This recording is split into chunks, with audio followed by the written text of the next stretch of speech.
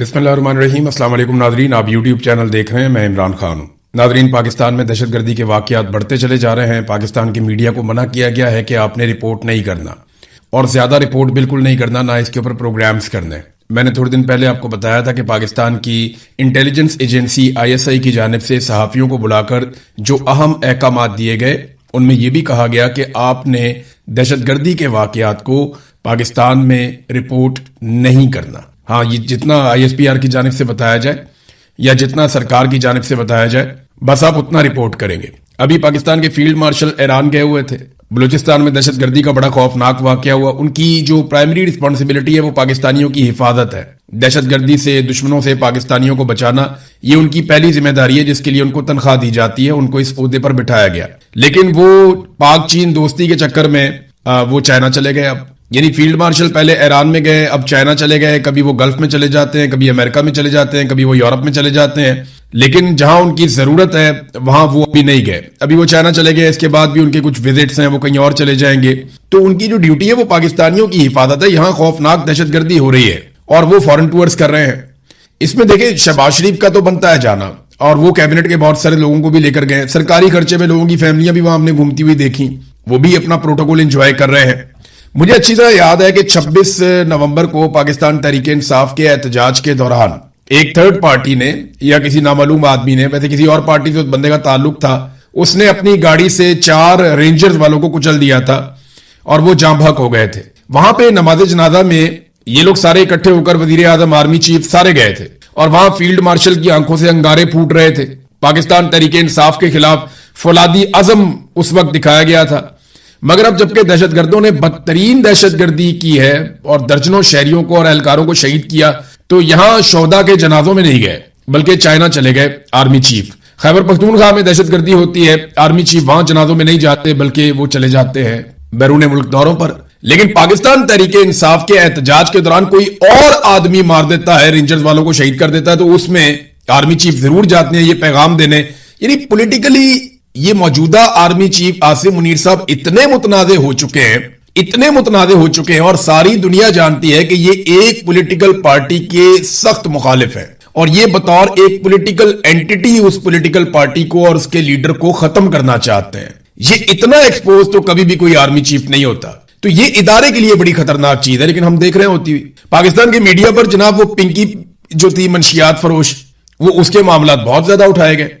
वो एक चद्दड़ है, एक एक्ट्रेस है, उनका मामला बहुत ज्यादा आसमान पे उठाया गया है। अच्छा, मेरे से भी कुछ लोग पूछते हैं जी इस पे आपकी राय क्या है, तो मैं सादी सादी बात आपको बताता हूं कि निजी जिंदगी के मामलात में किसी की भी वो मैं नहीं जाता, लेकिन फिर भी जब एक खातून कह दे ना, तो उसका मतलब है ना। फिर किसी भी मर्द को, चाहे वो किसी भी ओहदे पे हो, कितना भी ताकतवर हो, उसे कोई इख्तियार नहीं है कि वो उस खातून को हरासा करे। इसकी सख्त सजा मिलनी चाहिए, मैं बिल्कुल क्लियरली ये कह रहा हूं। और क्योंकि कुछ लोग सवाल इसलिए पूछ रहे थे कि मियां अली इशफाक वहां पे, तो मैंने पहले भी बताया कि भाई वो एक आजाद अपनी जिंदगी गुजारते हैं, उनके अपने केसेस हैं, वो जहां मर्जी अपना केस लड़े।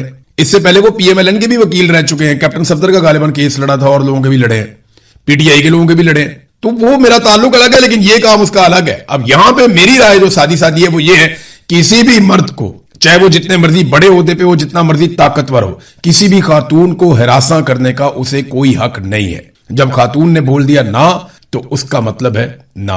और ये बड़ी एक क्लियर, ये इंसानी बुनियादों पे देख लें, कानूनी बुनियादों पे देख लें, आप जिस मर्जी बुनियाद पे रख के इसको परख लें, ये कानून ऐसे ही है और ये मामला ऐसे ही होना चाहिए। बाकी सारी कहानियां है। नाज़रीन, मैं आपके सामने अब जरा एक इश्तिहार रखने वाला हूं। ये इश्तिहार देखें आप। ये ईद आने से पहले इन्होंने इश्तिहारात देना शुरू कर दिए। ये मरियम नवाज का फोटो, आधे आधे सफे।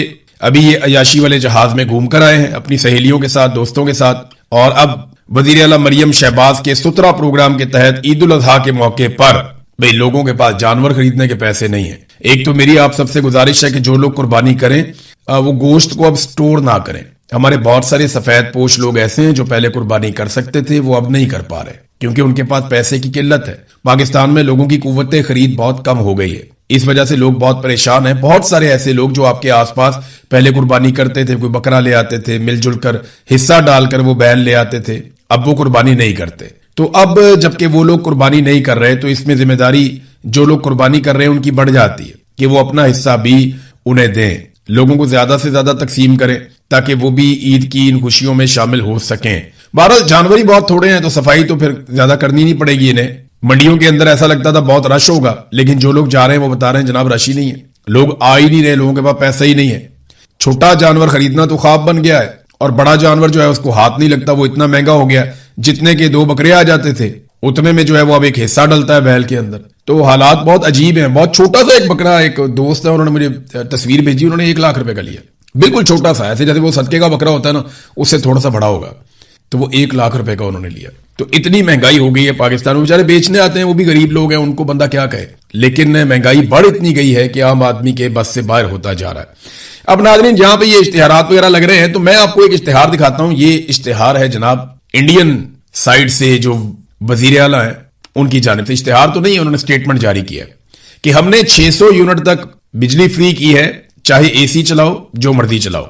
ये हरमीत सिंह ने इसको रिपोर्ट किया, जहां से मैंने इसको पढ़ा और कई जगहों से भी पढ़ा है। यहाँ पे अली मुगल साहब हैं, उन्होंने भी इसको रिपोर्ट किया, एक और जर्नलिस्ट हैं उन्होंने भी इसको रिपोर्ट किया। तो इसे लोग रिपोर्ट कर रहे हैं इस मामले को। अब देखें ना, वो चढ़दा पंजाब है, ये लहंदा पंजाब है, यानी वहां पे भी पंजाब है, यहां पे भी पंजाब है, ये इकट्ठा होता था पहले। फिर पाकिस्तान बन गया 1947 में, वो अलग हो गया, इंडिया के पास चला गया, ये पाकिस्तान के पास आ गया। वहां पे एक वजीर आला और यहां पे भी एक वजीर आला है। तो वहां पे जो सीएम है मान साहब, और यहां पे जो सीएम है ये मंजूर नजर और ताकतवर हलकों की पसंदीदा और एक रॉयल फैमिली से ताल्लुक रखने वाली खातून, जिन्हें हर चीज सोने की प्लेट में और सोने का चमचा मुंह में लेकर पैदा होने वाली, ये इनको जनाब यहां पे वजारत आला तोहफे में दी गई है। ये बगैर मैंडेट के आई हैं, वहां वो मैंडेट के साथ आए हैं मान साहब। तो उन्होंने अपने लोगों के लिए 11 अरब इंडियन रुपए का एक थर्मल प्लांट लिया, अपने जाती हुकूमत की कैपेसिटी से जो पैसा उनका निकला बचत करके, उससे उन्होंने 11 अरब इंडियन रुपए का एक पावर प्लांट लिया, और अब वो भारतीय शहरियों को वहां पे मुफ्त बिजली फराहम कर रहे हैं। दूसरी तरफ यहां पे शहजादी ने अपने लिए 11 अरब रुपए का एक अय्याशी वाला लग्जरी तैयारा लिया, और उसमें सफर करने के बाद इनकी सहेलियों में से एक का मैं इंटरव्यू सुन रहा था, छोटा सा क्लिप, वो बता रही थी कि बाकू अजरबैजान के खानों का जायका कितना मजे का है। मैं वहां पे रहा हूं, वाकई उनके खाने अच्छे हैं, लेकिन मामला ये है कि ये क्या बकवास है, लोग भूख से मर रहे हैं, वो बिजली के बिल नहीं दे पा रहे, और आपने वादा किया था कि 300 यूनिट तक बिजली का बिल नहीं आया करेगा। वादे का आपने उल्टा कर दिया कि 200-300 यूनिट तक भी जो बिजली इस्तेमाल करता है उसे 4 गुना बिल आता है, और जो सब्सिडी थोड़ी बहुत रह गई थी वो भी आप लोगों ने आईएमएफ के कहने पर वापस छीन लिए। तो एक तरफ वो वजीर आला है जिसने कुछ भी वादा इस तरह का नहीं किया था, लेकिन वो मुफ्त बिजली दे रहा है, अपने शहरियों को कहता है एसी चलाओ, जो मर्जी करो। एक तरफ ये अय्याशी वाला जहाज लेकर आए और अपने शहरियों को बैठकर कहानियां सुना रहे हैं कि उस जहाज में बैठकर जब हम बाकू गए तो वहां के खाने बहुत मजेदार थे, टेस्ट बहुत अच्छा था। ये टेस्ट उन लोगों को बता रहे हैं जो भूखे हैं, यानी अब आपकी कहानियों से लोग अपना पेट भरेंगे। बहुत बेहिसी है। अच्छा, ये जो लोग हैं ये तो बहुत बेहिस हैं, लेकिन इनको लाने वाले बहुत बेगैरत हैं। मैं ये लफ्ज सोच समझ के इस्तेमाल कर रहा हूं कि अगर गैरत होती और गैरत का फुकदान ना होता तो कौम के साथ इस किस्म का भोंडा और घटिया मजाक ना किया जाता कि कौम ने जिनको मुस्तरद किया उनको लाकर कौम के ऊपर मुसल्लत कर दिया। अब वो कौम की गुर्बत का, कौम की परेशानियों का मजाक उड़ाते हैं, ये कहकर कि वहां जहां हम गए थे ना, आपके पैसों से खरीदे हुए लग्जरी जहाज में बैठकर वहां खाने बहुत मजे के थे और हमने बहुत इंजॉय किया। ये नादरीन इनकी सूरत हाल है।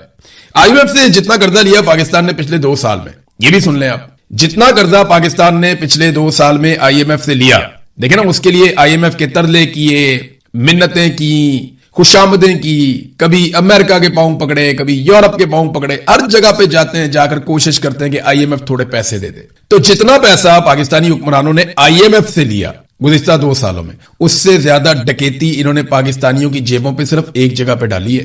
पेट्रोल के ऊपर जो लेवी इन्होंने पाकिस्तानियों से 2 साल में वसूल की है वो आईएमएफ से लिए गए पैसे से ज्यादा है। आईएमएफ के तो ये पैरों में गिरते हैं और पाकिस्तानी अवाम को पैरों में रखते हैं। जिनसे ज्यादा पैसा लिया उनको पैरों में रखते हैं और जिनसे थोड़ा पैसा लिया उनके पैरों में गिरते हैं। ये पाकिस्तान की सरकार, और उसकी वजह पता क्या है?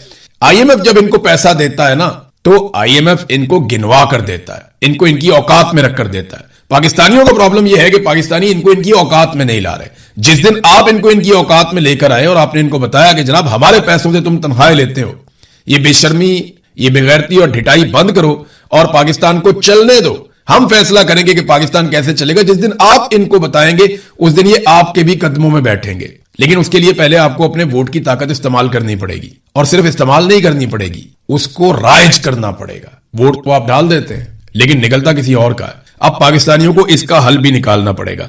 नाज़रीन, मैं आपको एक यहां प्रोजेक्ट था नीलम झेलम, इसके अंदर आपको याद होगा, आपका जब भी कोई आप बिल निकाले ना अपने घर में कोई भी आप बिजली का, तो उसमें नीलम झेलम सरचार्ज उसके ऊपर लिखा हुआ होगा।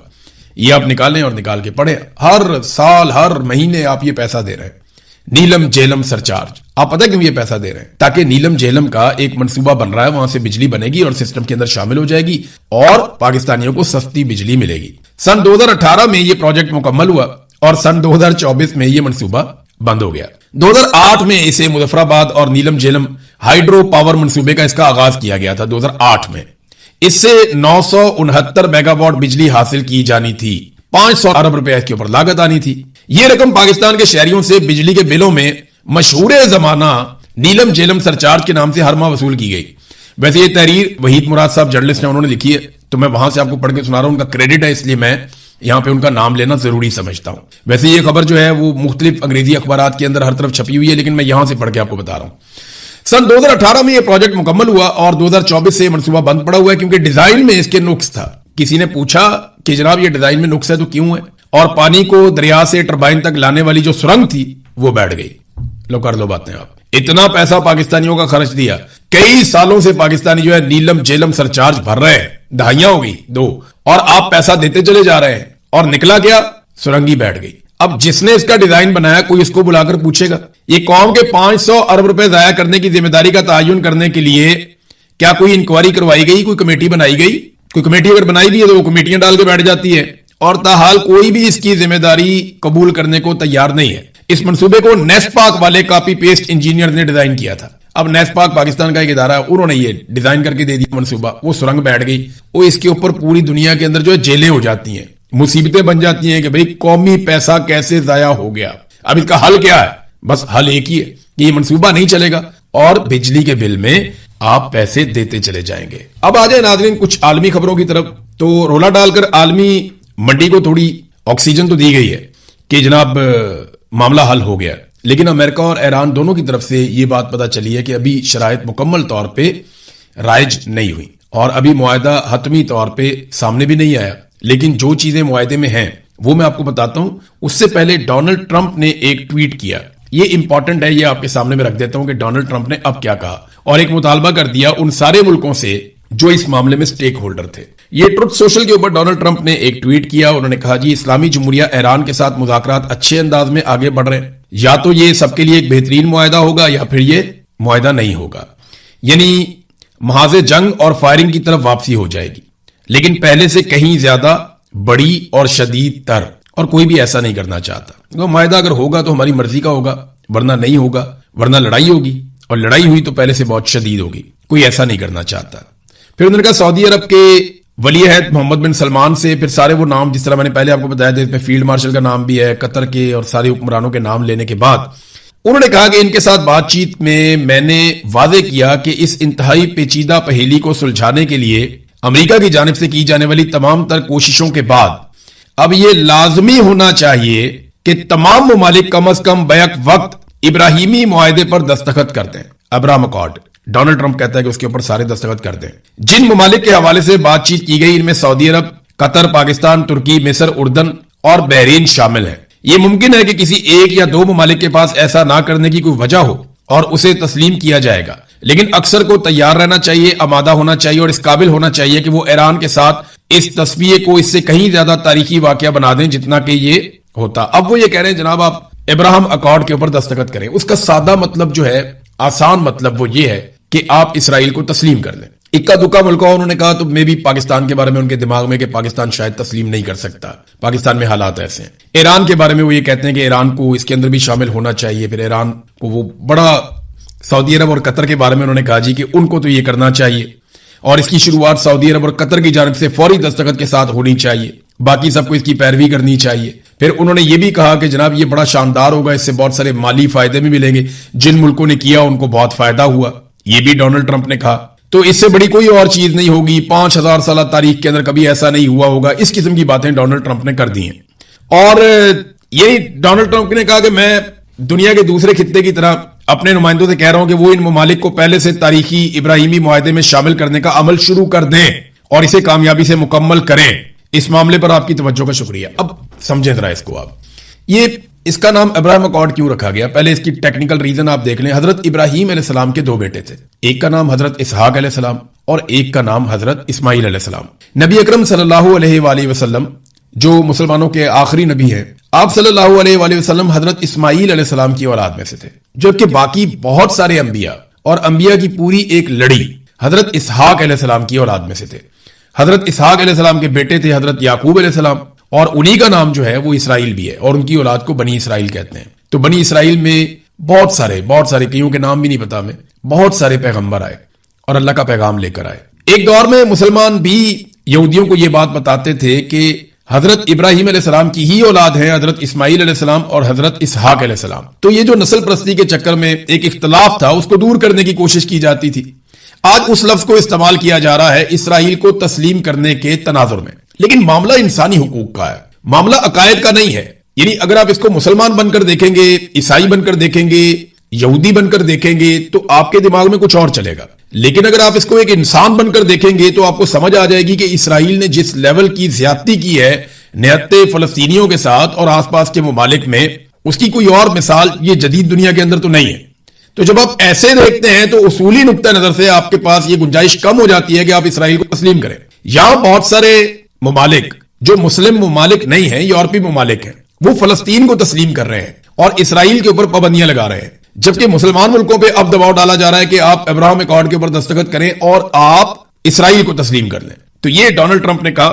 بہرحال واشنگٹن پوسٹ نے ایک بڑی شاندار رپورٹنگ کی ہے، وہ رپورٹنگ میں آپ کے سامنے رکھتا ہوں. انہوں نے بتایا کہ وہ کون سی چیزیں ہیں جن کے اوپر یہ معاہدہ ہونے جا رہا ہے. سب سے پہلی چیز یہ ہے کہ 60 دن کے لیے جنگ بندی ہو جائے گی. اس دوران ایک حتمی امن معاہدے کے لیے مذاکرات کیے جائیں گے، اور یہ مذاکرات اب میرے خیال میں قطر میں ہوں گے. پھر آبنہ ہرمز کو دوبارہ کھولا جائے گا. 30 دنوں کے اندر اندر ایران آبنہ ہرمز کو کھولے گا اور وہاں سے بچھائی گئی بارودی سرنگوں کو صاف کرے گا. پھر بحری ناکہ بندی کا خاتمہ. امریکہ فوری طور پر ایرانی بندرگاہوں کی اپنی بحری ناکہ بندی ختم کر دے گا. پھر منجمد اثاثوں کی بحالی. امریکہ قطر میں موجود ایران کے 12 ارب ڈالرز کے منجمد اثاثے فوراً بحال کر دے گا. اور یہ معاہدے پر دستخط کرنے کے لیے ایران کی ایک سخت پیشگی شرط تھی، اور اس کے لیے قطر پہنچ گئے ہیں باکر کالیباف جو ایرانی سپیکر ہیں، اور وزیر خارجہ عباس عراقچی، وہ اب قطر پہنچ گئے ہیں. قطر کو انوالو کر لیا گیا ہے.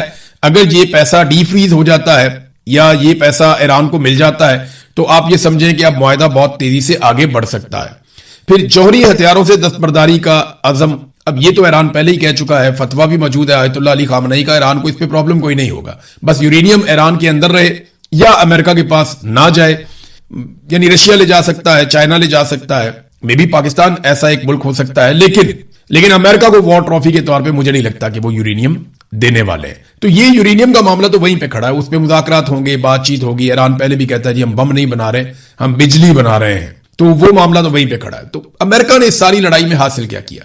ایران نے تو اپنے منجمد اثاثے جو ہیں وہ بحال کروا لیے. ایران نے آبنہ ہرمز پہ اپنا کچھ حد تک کنٹرول بھی کر لیا. اگر آبنہ ہرمز کھل بھی جاتی ہے تو وہ تو پہلے بھی کھلی ہوئی تھی، اور اگر جوہری مذاکرات ہی کرنے ہیں تو وہ تو پہلے بھی ہو رہے تھے. تو اس ساری لڑائی میں امریکہ نے اپنی متھ توڑوا لی. آئرن ڈوم کا پول کھل گیا اور امریکہ کی دفاعی صلاحیتیں جو ہیں وہ دنیا کے سامنے آ گئی. بہرحال ابھی حتمی معاہدہ باقی ہے اور کسی بھی معاملے پہ دستخط ابھی تک نہیں ہوئے. اس میں ایران کی وزارت خارجہ کا بھی ایک سٹیٹمنٹ ہے. انہوں نے کہا یہ بات بالکل درست ہے کہ ہم زیر بحث موضوعات کے ایک بڑے حصے پر کسی نتیجے تک پہنچ چکے ہیں، تاہم یہ کہنا کہ اس کا مطلب یہ ہے کہ معاہدے پر دستخط بالکل قریب ہے، کوئی بھی ایسا دعویٰ نہیں کر سکتا. امریکہ میں پالیسی سازی اور فیصلہ سازی کا عمل ایک طرح کے ادارہ جاتی تذبذب اور ہچکچاہٹ کا شکار ہے. وہاں پہ ایک امریکہ کے اندر وہ کہہ رہے ہیں پرابلم چل رہی ہے، ان کے تھوڑے فیصلے بدلتے رہتے ہیں، مطالبات بھی اوپر نیچے ہوتے رہتے ہیں، لہٰذا یہ ابھی ابتدائی مراحل میں ہے. کچھ چیزیں طے ہو گئی ہیں اور کچھ چیزیں طے ہو جائیں گی. مجھے امید ہے کہ اب یہ جنگ بندی کی طرف ہی معاملہ جائے گا. انٹرنیشنل مارکیٹ میں تھوڑا سا استحکام آیا اور اس کا فائدہ پاکستانی شہریوں کو ملنا چاہیے، کیونکہ سب سے بڑا نقصان پوری دنیا میں پاکستانی شہریوں کو ہوا تھا. حالانکہ پاکستان میں پیٹرول بھی آ رہا تھا، پرانا پیٹرول بھی موجود تھا، پاکستان کو سب سپورٹ بھی کر رہے تھے، سہولت بھی مل رہی تھی. اس کے باوجود پاکستانی عوام کا کچومر نکال دیا شہباز شریف اور فیلڈ مارشل عاصم منیر نے مل کر. تو اب یہ ان دونوں سے گزارش ہے کہ جناب ہم تے جنگ ٹل گئی ہے تو مہربانی کر کے پیٹرول کی قیمت کو 150 روپے لیٹر پہ واپس لے جائیں. ناظرین ایک سٹیٹمنٹ جو ہے وہ امریکی وزیر خارجہ نے بھارت کی سرزمین پر کھڑے ہو کر دیا. میں سٹیٹمنٹ آپ کو سناتا ہوں، بات اس پہ ہم نیکسٹ ویلاگ میں کریں گے ابھی کیونکہ لمبا ہو جائے گا.